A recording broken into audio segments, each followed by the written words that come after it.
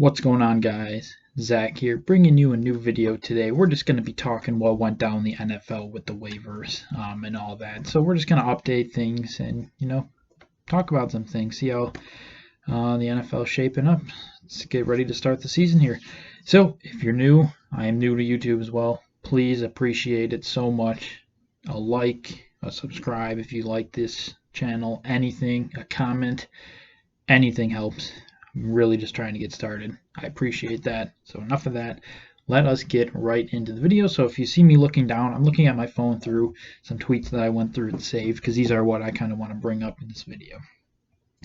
So the first one, what I thought was kind of big news, was that the Miami Dolphins moved on from Josh Rosen. Not that I wasn't shocked that they decided they were going to cut him. They have Fitzpatrick, they have Tua, obviously. He really didn't have a spot on that team as well, which is unfortunate for him. But anyways, he was waived. Then he became a free agent, and shortly after, he signed with the Bucs for the practice squad. So we'll see what he does there. See if he can crack the 53-man roster at any point this season. Who knows if he does? But maybe a few years down the line, Brady retires, Rosen. Maybe he steps up and actually has a chance to do something. Because I feel bad for him, as a Bills fan. I was very excited when we did not take him. Like a lot of Bills fans were very upset that we didn't take him. But I mean, he really hasn't had the best luck up until this point. So hopefully he gets that turned around. And, we'll see. So in other quarterback news, Josh Dobbs is back in Pittsburgh. Steelers picked him up. They also cut Duck Hodges. I didn't watch too much of Duck last year, but I know he struggled at times. And Pittsburgh just was not a good team last year offensively because, Big Ben was hurt, Mason Rudolph, Duck Hodges, just not a recipe for success. Obviously, this year, hopefully, it's going to be different for them in Pittsburgh offensively, at least. Defense, they're still going to be just as good as last year, I think, if not better. But yeah, so Josh Dobbs is back. Duck Hodges, who looks like here he started 6 games, so he's gone. So it's just Roethlisberger, Rudolph is the backup, and Dobbs is the third string. All right. Other news, update on my little Buffalo Bills here. Former Packers wide receiver Jake Kumerow is headed to Buffalo. So if you're a Packers fan, please, by all means, let me know below. This is a good pickup. From what I hear, it's a solid pickup for Buffalo.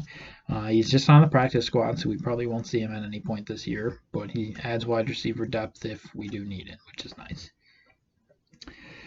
All right.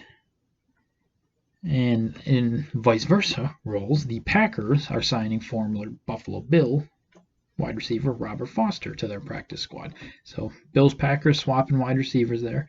Robert Foster showed promise at times, but never really amounted to too much. He still, I think, has a lot of potential. He can be a very good wide receiver in this league.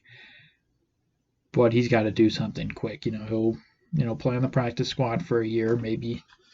I don't know really too much about Green Bay's receiving situation, but Foster is definitely a decent player to have on your practice squad. All right. Just a little release news. The Giants released former first-round wide receiver Corey Coleman.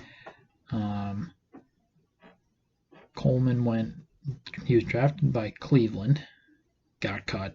If you remember the Hard Knock scene where he asked to be traded because he couldn't catch, you'll remember him. He then went on, he was traded to Buffalo for like a 7th-round pick, and he lasted about 3 weeks here in Buffalo, and he got cut. And now he must have went to the Giants, and the Giants said, nope. So he's now been, he was basically traded from Cleveland, or cut from Cleveland. I mean, if he wasn't traded for a 7th-round draft pick, he probably would have been cut.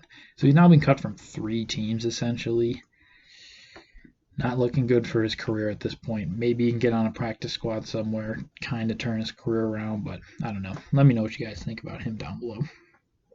All right, a little more quarterback news here. Josh McCown, oldest player on the practice squad. He's going to Philadelphia, so he's 41 years old, and not a bad deal. It says he'll still live in Texas, so basically, the Eagles are using a practice squad position for him, and all he's going to do is sit at his house in Texas, get paid $12,000 a week. He'll be their emergency backup quarterback if Wentz gets hurt and their other backups get hurt. It's a damn good deal. He's getting paid $12,000 a week to literally sit on his ass at home. That's pretty cool if you ask me. So kudos to him.